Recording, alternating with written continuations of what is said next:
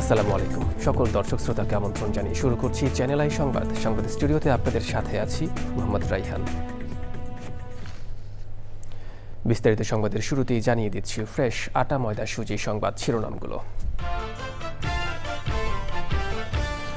জাতিসংঘের প্রথম দ্বিবার্ষিক সম্মেলনে বিশ্ব নেতাদের সাথে প্রধান উপদেষ্টার বৈঠক। দেশকে গণতান্ত্রিক রূপান্তরের দিকে নিয়ে যাওয়াই লক্ষ্য। জলবায়ু উদ্বাস্তুদের জন্য সময়োপযোগী পদক্ষেপে গুরুত্ব আরোপ। দেশীয় ও আন্তর্জাতিক উদ্যোগের বাধ্যবাধকতা নিয়ে আলোচনা।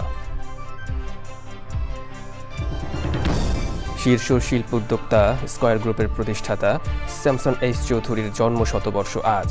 ঔষধ শিল্পে অনন্য ভূমিকা আজও শ্রদ্ধাভরে স্মরণ করেন মানুষ। ক্রমবর্ধমান নগরায়ন শিল্পায়নে ক্ষতিগ্রস্ত হচ্ছে দেশের নদ নদী। দীর্ঘমেয়াদী পরিকল্পনা ও সমন্বিত উদ্যোগে বিশেষজ্ঞদের তাগিদ।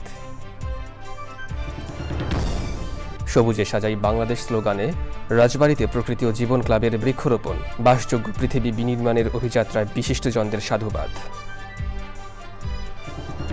এবং এশিয়া কাপের সুপার ফোরে আজ অঘোষিত সেমিফাইনালে পাকিস্তানের মুখোমুখি বাংলাদেশ। জিতলেই ফাইনালে যাবে টাইগাররা।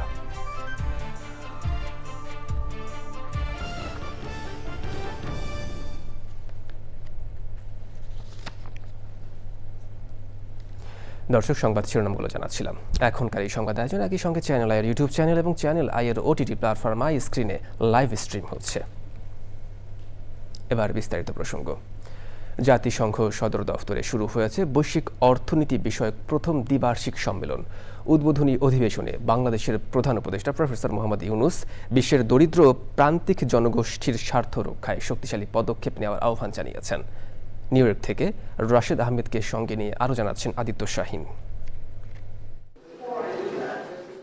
এই বৈশ্বিক সম্মেলনের উদ্বোধনী ভাষণে জাতিসংঘের মহাসচিব বলেছেন, আমরা মানুষের কণ্ঠস্বর স্পষ্টভাবে শুনছি। জীবন ধারণের জন্য লড়াই করছে তারা, আরও পিছিয়ে পড়ছে, আর ভাবছে নেতারা আদৌ তাদের জন্য কিছু করবেন কিনা। The summit provides a space to discuss how we move forward together. In this session, we will hear from three groups of leaders. From multilateral organizations, we look forward to hearing what more you can do to deliver on commitments. প্রধান উপদেষ্টা professor Mohammad Yunus বলেন, SDG বাস্তবায়নে প্রতি বছর প্রায় $4 trillion মার্কিন ডলারের বিনিয়োগ ঘাটতি পূরণ করতেই হবে। তিনি জোর দিয়ে বলেন, দারিদ্র্য কোনোভাবেই কারো স্বপ্ন পূরণের পথে বাধা হওয়া উচিত নয়।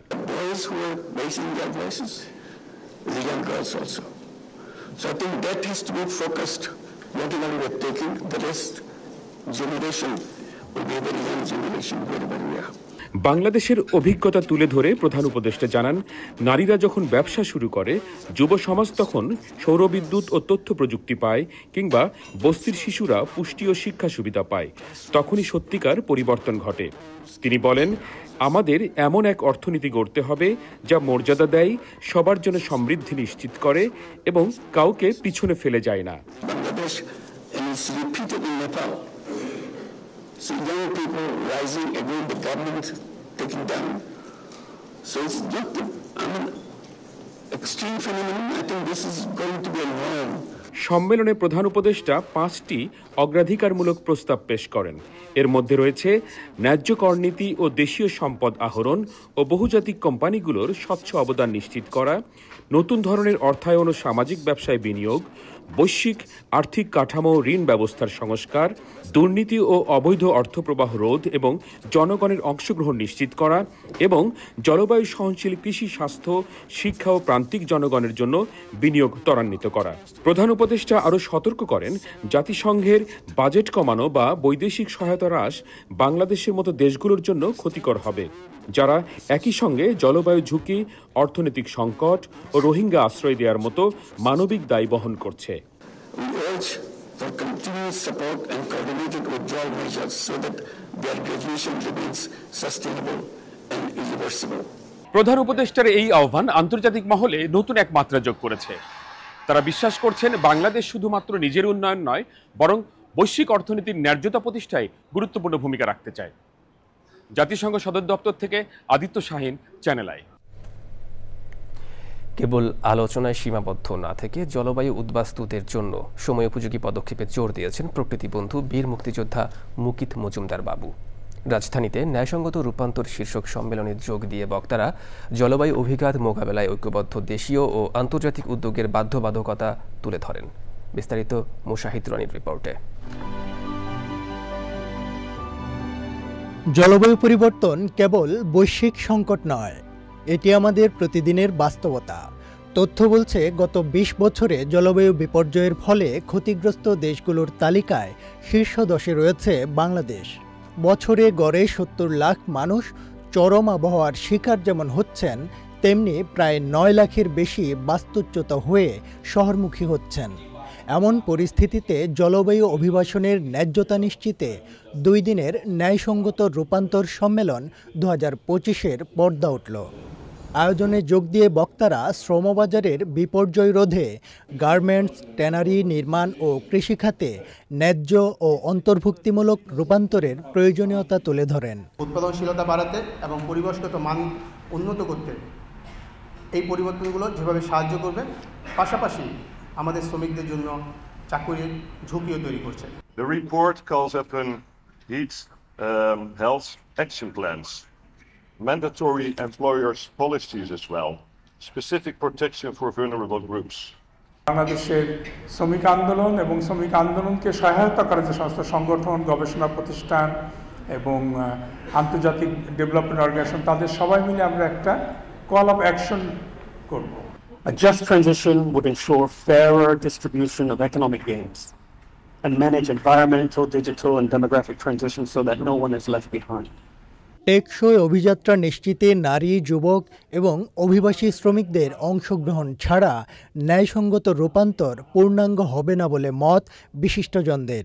জলবায়ুর যে অভিঘাতগুলো আমরা দেখছি শ্রম খাতে, সেইখানে সার্বিকভাবে কর্মক্ষমতা হ্রাস পাওয়া থেকে শুরু করে উৎপাদনশীলতা হ্রাস পাওয়ার পাশাপাশি শারীরিকভাবেও নানান রকম সমস্যা হয়। Historically, we do have a couple of sectors in which we work already together, which is good for the economy of Bangladesh, which is also interestingly because we have a comparative advantage as the Netherlands. That's of course the water sector, which we do have a lot of collaboration already for a long time. উপকূলাঞ্চলে প্রতি বছরই ঝঞ্ঝা হচ্ছে, জলোচ্ছ্বাস হচ্ছে এবং অনেক মানুষ কিন্তু climate victim হয়ে উদ্বাস্তু হচ্ছে। হাজার হাজার লোক চলে যাচ্ছে বিভিন্ন শহরে এই কাজের জন্য। এক্সট্রা প্রেশার পড়ছে আমাদের শহরগুলোতে এবং আমাদের কাজের ক্ষেত্রে। সেখানে গিয়ে কিন্তু তারা নানাভাবে আবার বিপদগ্রস্ত হচ্ছে এবং অপরাধ প্রবণতাও কিন্তু বাড়ছে বিভিন্ন শহরে। এই সমস্যা আরও বাড়বে সামনে যদি আমরা এটা নিয়ে কাজ না করি। তাই আমাদের দরকার নারীদের জন্য বিশেষ প্রশিক্ষণ ও অর্থায়ন, যুবকদের গ্রিন স্কিলস উন্নয়ন এবং অভিবাসীদের নীতি প্রক্রিয়ার অন্তর্ভুক্তি। আমাদের সবার হাত এক হতে হবে এবং তখনই কিন্তু আমরা একটা ভালো কিছু করতে পারবো। আমাদের প্রত্যেকেরই কিছু না কিছু ক্ষমতা আছে, তার সাথে একটু মমতা মিশিয়ে এগিয়ে আসলে আমাদের এই দেশটা ভালো থাকবে, আমাদের এই মানুষগুলো ভালো থাকবে এবং আমরাও ভালো থাকবো। যে উন্নয়নের কথা আমরা দীর্ঘ প্রায় 1 দশকের বেশি সময় ধরে শুনেছি, এটা আসলে উন্নয়ন না, এটা উন্নয়নের একটা অংশ হতে পারে। উন্নয়ন হলে একটা সামগ্রিক চিন্তাধারা, কিন্তু এই সামগ্রিক চিন্তাধারা থেকে আমরা যখন বেরিয়ে যাই, আমরা যখন একটা অন্যরকম বয়ান তৈরি করি আমাদের নিজেদের জন্য, এইটা আসলে উন্নয়ন। বিশেষজ্ঞরা বলছেন, বর্তমান বৈশ্বিক বাস্তবতায় ন্যায়সঙ্গত রূপান্তর শুধু একটি নীতিমালা নয়, বরং এটি ন্যায্যতার দাবি। Mushahid Roni, channel I, Dhaka. দেশের শীর্ষস্থানীয় শিল্প উদ্যোক্তা ও স্কয়ার গ্রুপের প্রতিষ্ঠাতা স্যামসন এইচ চৌধুরীর জন্মশতবর্ষ আজ। 1925 সালের এই দিনে জন্ম নেওয়া কর্মবীর সারা জীবন কাজ করেছেন দেশের শিল্প প্রতিষ্ঠানকে সম্প্রসারণ ও গণমানুষের কল্যাণে। দেশের ওষুধ শিল্পের সম্প্রসারণে তার অনন্য ভূমিকার কথা শ্রদ্ধাভরে স্মরণ করেন সর্বস্তরের মানুষ। স্যামসন এইচ চৌধুরীর থেকে পাওয়া কর্মনিষ্ঠা, একাগ্রতা ও দায়িত্বভার সফলতার সাথে এগিয়ে নিচ্ছেন উত্তরসূরিরা। তার জন্মশতবর্ষে পরিবার ও নিকটজনেরা কথা বলেছেন চ্যানেল আইয়ের সঙ্গে। লাইলা নওশিনের রিপোর্ট। আজ হতে শতবর্ষ আগে 1925 সালের 25 সেপ্টেম্বর গোপালগঞ্জে জন্ম নেন স্যামসন এইচ চৌধুরী। লেখাপড়ার জন্য সেখান থেকে কলকাতা, এরপর যুক্তরাষ্ট্রের হার্ভার্ড বিশ্ববিদ্যালয়। পেশাগত জীবনে একের পর এক গড়েছেন শিল্প প্রতিষ্ঠান, কর্মসংস্থান করেছেন অসংখ্য মানুষের। শুধু স্কয়ার ফার্মাসিউটিক্যালসের প্রতিষ্ঠাতাই নন, তার শিল্প গ্রুপ সম্প্রসারিত হয়েছে প্রসাধন সামগ্রী, টেক্সটাইল, তৈরি পোশাক, কৃষিপণ্য, তথ্য প্রযুক্তি, স্বাস্থ্যসেবা, এমনকি গণমাধ্যমেও। দেশের শীর্ষস্থানীয় এই শিল্পোদ্যোক্তা জীবনের শেষ দিন পর্যন্ত ছিলেন কর্মনিষ্ঠ আর উদ্যমী। বিশিষ্ট এই শিল্পপতির সকল প্রতিষ্ঠানে সহকর্মী ও পরিবার পরিজনের প্রতিটি পদক্ষেপে প্রতিফলিত হয় তারই চিন্তাধারা। ওনার কাছে ফ্যামিলি, স্ত্রী, ছেলে মেয়ে, নাতি নাতি, এদের একটা বড় জায়গা ছিল এবং বড় আনন্দের জায়গা ছিল। এরকম একজন বাবা, যেমন একটা মানুষের সন্ধান হওয়া, তার সঙ্গে কাজ করা, আমি মনে করি যে আমার সহকর্মীদেরও, যাদের সঙ্গে হয়তো রক্তের সম্পর্ক নেই, তাদেরকেও তারা আমাকে একইভাবে ফিল করে। মানে উনি এত তাদেরকে কাছে টেনেছিলেন। 2000 সাল থেকে ওনার জীবনের শেষ মুহূর্ত পর্যন্ত আমি ওনার সঙ্গে খুব ক্লোজলি কাজ করেছি। উনি আমাদেরকে ভাতিজা বলতেন এবং আমাদের সঙ্গে ওনার বয়সের বিরাট একটা পার্থক্য থাকলেও একেবারেই মিলেমিশে আমাদের সঙ্গে কাজ করতেন। ওনার মধ্যে এনার্জির কোনো কমতি ছিল না এবং উনি কোনো একটি কাজ আমাদের কাছে ছেড়ে দিয়ে বসে থাকতেন তা না, উনি নিজে করতে পছন্দ করতেন। মানুষকে ভালোবাসার এক অসাধারণ ক্ষমতা ছিল স্যামসন এইচ চৌধুরীর। জীবনের প্রতিটি পদক্ষেপে পিতার পরিচয় সবচেয়ে বেশি অনুপ্রাণিত করে বলে জানান তার পুত্র। মানুষকে ভালোবাসা, এটা তার মধ্যে একটা, এটা তার রক্তের সঙ্গে মনে হয়েছিল। উনি অনেক সহকর্মীদের বাসায় না বলেই চলে যেতেন, তাদের বাড়িঘরে তাদের ছেলে মেয়ের খোঁজ খবর রাখতেন, কারো অসুখ বিসুখেও উনি চলে যেতেন। শুরুটা কিন্তু এইভাবে হয়েছে। দেশে ওষুধ শিল্পের বিকাশে গুরুত্বপূর্ণ ভূমিকা রাখা এই কৃতি সন্তান স্বপ্ন দেখেছেন সারা পৃথিবীতে পৌঁছাবে বাংলাদেশে উৎপাদিত ওষুধ। ওষুধ শিল্পের এই যে আজকে যে অবস্থায় এসেছে, সেখানের প্রতিটি স্তরে উনি আমাদের সঙ্গে কাজ করেছেন এবং উনি আমাদেরকে সাহায্য করেছেন যাতে আমরা সফলকাম হই। ওনার স্বপ্ন ছিল বাংলাদেশ যাতে ভালো থাকে। বিশাল বড় স্বপ্ন ছিল যে গোটা বিশ্বে সমস্ত জায়গাতে বাংলাদেশের ওষুধ ছড়িয়ে পড়বে। ইয়াকুব হোসেন চৌধুরী ও লতিকা চৌধুরীর সুযোগ্য সন্তান স্যামসন এইচ চৌধুরীর প্রতিটি কাজে সাহস জুগিয়েছেন স্ত্রী অনিতা চৌধুরী। স্বপ্নবান এই কর্মবীর পৃথিবী ছেড়ে চলে গেছেন 2012 সালে। তবে তার 3 পুত্র অঞ্জন চৌধুরী, তপন চৌধুরী ও শ্যামল চৌধুরী এখনও দক্ষতা ও কর্মনৈপুণ্যে এগিয়ে নিয়ে যাচ্ছেন বাবার স্বপ্নের প্রতিষ্ঠান স্কয়ার গ্রুপকে। দেশের শীর্ষস্থানীয় শিল্পোদ্যোক্তা প্রয়াত স্যামসন এইচ চৌধুরীর জন্মশতবর্ষে চ্যানেল আই পরিবারের গভীর শ্রদ্ধা। লাইলা নওশিন, চ্যানেল আই, ঢাকা। ক্রমবর্ধমান নগরায়ন ও শিল্পায়নে বাড়ছে দূষণের ভয়াবহতা। ক্ষতিগ্রস্ত হচ্ছে দেশের প্রাকৃতিক পরিবেশ, নদ নদী। অথচ কৃষি, মৎস্য, পরিবহন সহ মানুষের জীবন ও জীবিকার সাথে নদীর রয়েছে গভীর সম্পর্ক। বিপন্ন নদী ও পরিবেশ সুরক্ষায় দীর্ঘমেয়াদী পরিকল্পনা ও সমন্বিত উদ্যোগ জরুরি বলছেন বিশেষজ্ঞরা। বাংলাদেশের পরিবেশ ও নদী রক্ষায় উন্নয়ন সহযোগিতার ভূমিকা নিয়ে আফরোজা হাসির রিপোর্ট। ভূপ্রাকৃতিক কারণে সারা দেশে ছড়িয়ে ছিটিয়ে থাকা নদী-নালা, খালবিল, হাওর বাওরের জলজ নেটওয়ার্ক ঘিরে আবর্তিত হয় অসংখ্য জীবন জীবিকা, ত্বরান্বিত হয় আর্থসামাজিক উন্নয়নও।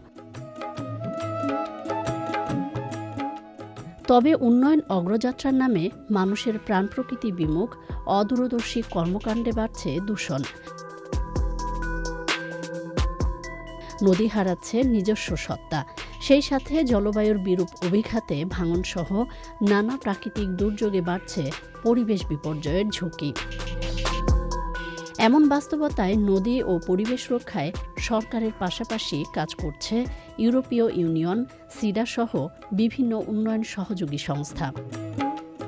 সংকট নিরসনে জনসচেতনতা তৈরি, স্থানীয় জনগোষ্ঠীর সম্পৃক্ততা, সুশাসন প্রতিষ্ঠার পাশাপাশি সব পক্ষের কার্যকর ও সমন্বিত উদ্যোগে জোর দেওয়া হচ্ছে। তবে পরিবেশের টেকসই উন্নয়ন এবং নদী পুনরুদ্ধার ও ব্যবস্থাপনায় প্রকল্প ভিত্তিক নয়, বরং উন্নয়ন সহযোগী সংস্থাগুলোর দীর্ঘমেয়াদী সহায়তা জরুরি বলছেন বিশেষজ্ঞরা। আফরোজা হাসি, চ্যানেল আই। দর্শক, বাংলাদেশের পরিবেশ ও নদী রক্ষায় উন্নয়ন সহযোগিতার ভূমিকা নিয়ে বিশেষ আয়োজন দেখবেন আজ রাত 10:15 প্রকৃতি ও জীবন অনুষ্ঠানে।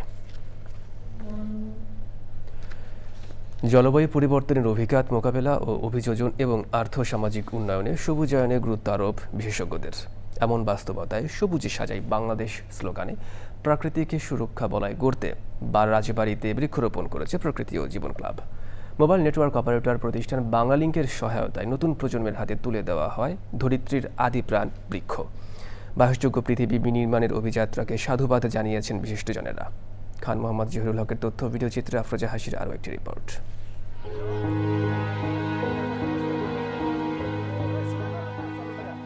পদ্মা, গড়াই, হরাই আর চান্দনা নদী বিধৌত রাজবাড়ী। জলবায়ু পরিবর্তনের বিরূপ অভিঘাতে নদী ভাঙন, বন্যাসহ বেড়ে চলা নানা প্রাকৃতিক দুর্যোগে বিপর্যয়ে জেলার প্রাণ প্রকৃতি। সংকট কাটিয়ে পরিবেশ প্রতিবেশের টেকসই উন্নয়নে সবুজ বেষ্টনী গড়তে বাংলালিংকের সহায়তায় রাজবাড়ীতেও প্রকৃতি ও জীবন ক্লাবের বৃক্ষায়ন। সবুজে সাজাই বাংলাদেশ এই প্রতিপাদ্যে রাজবাড়ীতে বৃক্ষরোপণ কর্মসূচি পালন করেছে প্রকৃতি জীবন ক্লাব। সারা পৃথিবীর যে পরিসংখ্যান, সেখানে দেখা গেছে 4 ভাগের 1 ভাগ বজ্রপাত হয় বাংলাদেশে।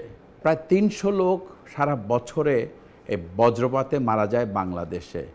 যেই গাছগুলো লম্বা হয়, বড় হয়, সেই গাছগুলি রোপণ করি, তাহলে কিন্তু এই বজ্রপাতকে আমরা একটা সহনীয় পর্যায়ে আনতে পারবো। আসুন আমরা বৃক্ষরোপণের মাধ্যমে এই বজ্রপাতকে প্রশমিত করি এবং সারা বাংলাদেশটাকে সবুজে ছেয়ে ফেলি। সবুজ উৎসবের আমেজে সেজে ওঠে ঐতিহ্যবাহী শেরে বাংলা উচ্চ বালিকা বিদ্যালয়, গোদারবাজার সরকারি প্রাথমিক বিদ্যালয় ও কালেক্টরেট স্কুল প্রাঙ্গণ। গাছ লাগাই, পরিবেশ বাঁচাই। বৃক্ষরোপণ ও পরিবেশ একে অপরের পরিপূরক। বৃক্ষ ছাড়া আমরা মরুভূমিতে পরিণত হয়ে যাব।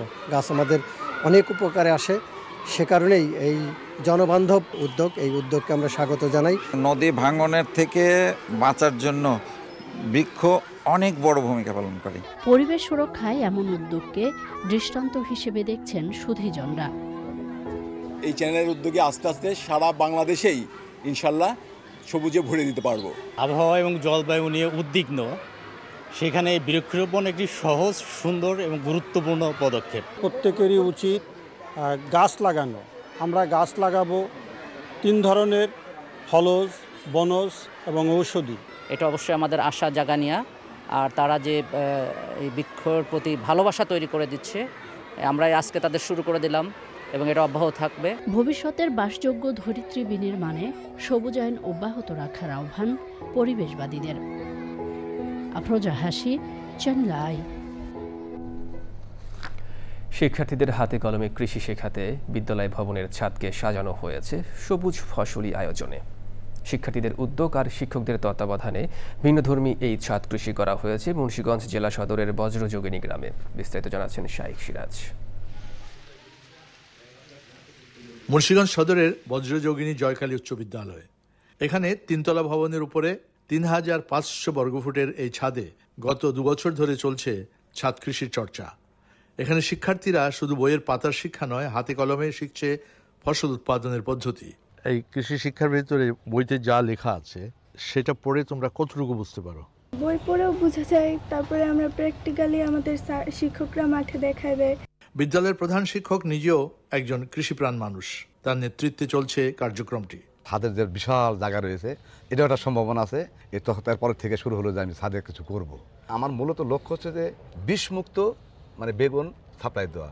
এই পাঠশালায় শেখানো হয় ফসলের ক্ষয়ক্ষতি রোধে রাসায়নিক সার ও কীটনাশক ছাড়াও ফসল উৎপাদনের কৌশল। চেনানো হয় ফসলের বন্ধু পোকা, আধুনিক কৃষি কৌশল আর টেকসই কৃষির নানা দিক। আচ্ছা, উপকারী পোকাগুলি কোনগুলি? মৌমাছি, তারপরে প্রজাপতি, ঘাসফড়িং, এগুলি কিন্তু আমরা রাখবো, এগুলো উপকার লাগবে। শিক্ষার্থী এবং শিক্ষকদের সম্মিলিত প্রচেষ্টায় এটি শুধুই স্কুল প্রাঙ্গণে বা ছাদের উপর একটি ছাদ কৃষি নয়, এটি শিক্ষার্থীদের সরাসরি কৃষি জ্ঞান আরোহণের একটি ক্ষেত্র। এই কাজটি দেশের অন্যান্য স্কুলেও একইভাবে সম্প্রসারণ ঘটতে পারে। মুন্সিগঞ্জের বজ্রযোগিনী জয়কালী উচ্চ বিদ্যালয় থেকে শাহিক সিরাজ, চ্যানেল আই। দর্শক, এই নিয়ে বিস্তারিত প্রতিবেদন দেখবেন আজ বেলা 3টা 5 মিনিটের হৃদয় মাটি ও মানুষের ডাক অনুষ্ঠানে। এবারে এশিয়া কাপ টি-20 ক্রিকেট প্রসঙ্গ।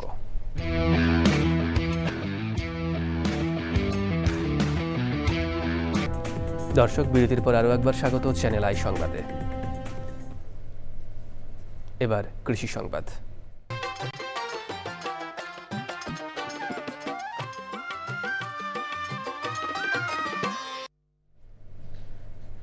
কিশোরগঞ্জের পাকুন্দিয়ায় চাষ হচ্ছে অমৌসুমী তরমুজ। সারিবদ্ধ বাঁশের মাচার নিচে নেটের ভিতরে ঝুলছে এক একটা রসালো তরমুজ। নতুন এই পদ্ধতিতে লাভবান হচ্ছেন কৃষক। কিশোরগঞ্জ থেকে এস.কে রাসেলের পাঠানো তথ্য ভিডিও চিত্রে তাফিবুল ইসলামের রিপোর্ট। সারিবদ্ধ বাঁশের মাচায় ঝুলছে নেটে বাঁধা অমৌসুমী সবুজ তরমুজ। পাকুন্দিয়ার মাঠে মাঠে এখন এমন দৃশ্যই নজর কাটছে সবার। উপজেলার চণ্ডীপাশা গ্রামের কৃষক আবু বক্কর সিদ্দিক 40% জমিতে ব্ল্যাক কুইন 2 জাতের তরমুজ আবাদ করেছেন। খরচ হয়েছে 40,000 টাকা। এবার প্রায় 2 লাখ টাকার তরমুজ বিক্রির আশা করছেন তিনি। 70 দিন আগে রোপণ করছিলাম, এটা এখন 70 দিনে হারভেস্ট করা হচ্ছে আর কি। বাজার এবার অন্য বছরের তা বাড়তি। অন্য বছর ছিল 40 টাকা 35 টাকা বাজার, এবার 50, 55, 52 এভাবে কিনতেছি মাল। অসময়ে তরমুজ চাষে সফল হয়েছেন আবু বক্কর সিদ্দিকের মতো আরও অনেক কৃষক। জমিতে লম্বা মাচায় তৈরি করে মাটির উপর মার্চেনিং পেপার বিছিয়ে রোপণ করা হয় চারা।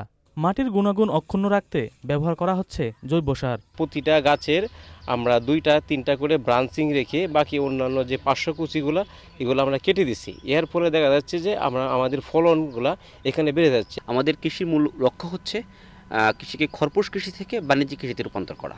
আমরা চেষ্টা করছি কৃষকদেরকে যেন মাটির স্বাস্থ্য ঠিক রেখে তারা যেন চাষাবাদ করেন। পাকুন্দিয়া উপজেলায় এবার 15 বিঘা জমিতে অসময়ে তরমুজ আবাদ হয়েছে। অন্তত 60 লাখ টাকার তরমুজ বিক্রি হবে বলে আশা করা হচ্ছে। তাফিমুল ইসলাম, চ্যানেল আই। এবার প্রকৃতি সংবাদ।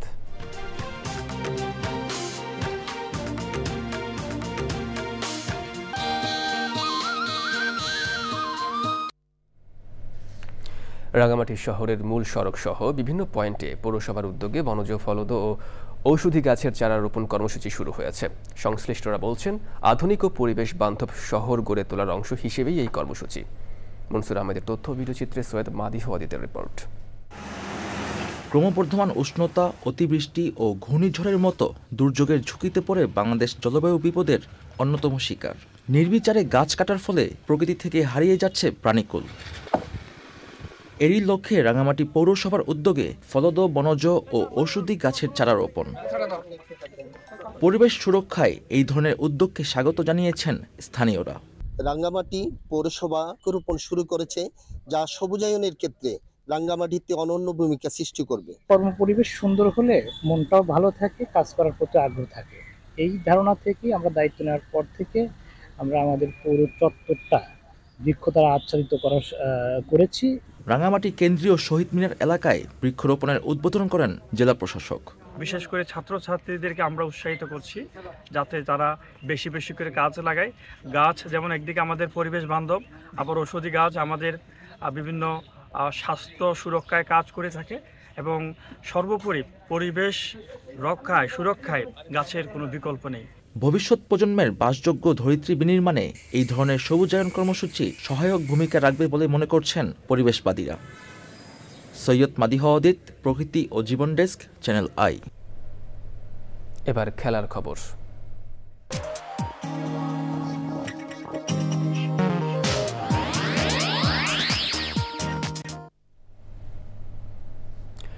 বাংলাদেশ ক্রিকেট বোর্ড বিসিবির পরিচালনা পরিষদ নির্বাচনের জন্য প্রকাশিত খসড়া ভোটার তালিকার উপর আপত্তি দিয়েছে 15টি ক্লাব। ঢাকার তৃতীয় বিভাগের 15টি ক্লাবের কোনো প্রতিনিধির নাম কাউন্সিলর হিসেবে রাখা হয়নি খসড়া ভোটার তালিকায়। এ নিয়ে জমা পড়েছে 30টি আপত্তিপত্র। তানভীর আহমেদের রিপোর্ট। বুধবার বিসিবিতে হাজির পরিচালনা পর্ষদের আসন্ন নির্বাচনের খসড়া ভোটার তালিকা থেকে বাদ পড়া 15 ক্লাবের কর্মকর্তারা। তফসিল অনুযায়ী বুধবার ছিল খসড়া ভোটার তালিকার উপর আপত্তি গ্রহণের শেষ সময়সীমা। এই 15 ক্লাবের বিরুদ্ধে দুদকের তদন্ত কার্যক্রম চলমান থাকায় তাদের অন্তর্ভুক্তি নিয়ে শঙ্কা ছিল। দুদিন আগে বিসিবির সভায় সবাইকে আশ্বস্ত করা হয়েছিল। আচমকা 15 ক্লাবের প্রতিনিধিরা ভোটার তালিকা থেকে বাদ পড়ায় বিস্মিত এই সাবেক পরিচালক। বিজ্ঞানিক দিকে বলতেছি ক্রিকেট বোর্ডে এখনই যা হচ্ছে সম্পূর্ণ নিয়মের বাইরে হচ্ছে, এটা আমি দৃঢ় করতে পারি। আমি ক্রিকেট বোর্ডে 2বার ইলেকশন করছি, আমি জানি ক্রিকেট বোর্ডের নাম সম্বন্ধে। বোর্ডে যেটা পাস করে সেটাই ফাইনাল। আপনার টাকা পয়সা খরচ করে কিন্তু এইসব ক্লাবগুলি চালে আসছে। এখন হঠাৎ করে আপনি ক্লাবগুলি ব্যান করে দিবেন উইদাউট নোটিশ, এটা খুবই দুঃখজনক। বিসিবি মিডিয়া ও আম্পায়ার্স কমিটির chairman Iftekhar Rahman Mithu Vikings cricket academy থেকে কাউন্সিলর হিসেবে মনোনয়ন জমা দিয়েছিলেন, কিন্তু দুদকের এনফোর্সমেন্ট টিমের সুপারিশের ভিত্তিতে খসড়া তালিকা থেকে তার নাম বাদ পড়ায় আপত্তি এই ক্রিকেট সংগঠকের। ওনাদের একটা মতামত দিয়ে এই 15টা ক্লাবের বাইরে রেখেছে, হ্যাঁ, শুধু ভোটার দেওয়ার জন্য।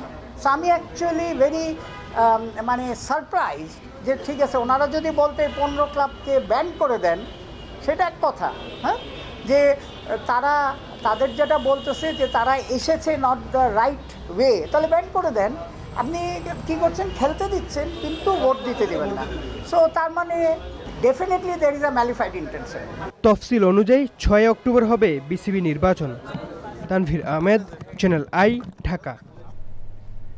দর্শক, সংবাদের শেষ প্রান্তে, তবে যাবার আগে ফ্রেশ আটা ময়দা সুজি সংবাদ শিরোনামগুলো জানিয়ে দিচ্ছি আরও একবার।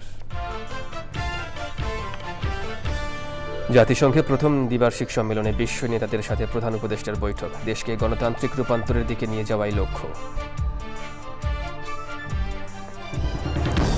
জলবায়ু উদ্বাস্তুদের জন্য সময় উপযোগী পদক্ষেপে গুরুত্ব আরোপ। দেশীয় ও আন্তর্জাতিক উদ্যোগের বাধ্যবাধকতা নিয়ে আলোচনা।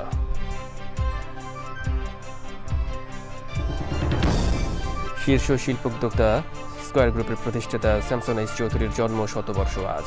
ওষুধ শিল্পে অনন্য ভূমিকা আজও শ্রদ্ধাভরে স্মরণ করেন মানুষ। ক্রমবর্ধমান নগরায়ন শিল্পায়নে ক্ষতিগ্রস্ত হচ্ছে দেশের নদ নদী। দীর্ঘমেয়াদী পরিকল্পনা ও সমন্বিত উদ্যোগে বিশেষজ্ঞদের তাগিদ। সবুজে সাজাই বাংলাদেশ স্লোগানের রাজবাড়িতে প্রকৃতি ও জীবন ক্লাবের বৃক্ষরোপণ। বাসযোগ্য পৃথিবী বিনির্মাণের অভিযাত্রায় বিশেষজনদের সাধুবাদ। এবং এশিয়া কাপের সুপার 4-এ আজ অঘোষিত সেমিফাইনালে পাকিস্তানের মুখোমুখি বাংলাদেশ। জিতলেই ফাইনালে যাবে টাইগাররা।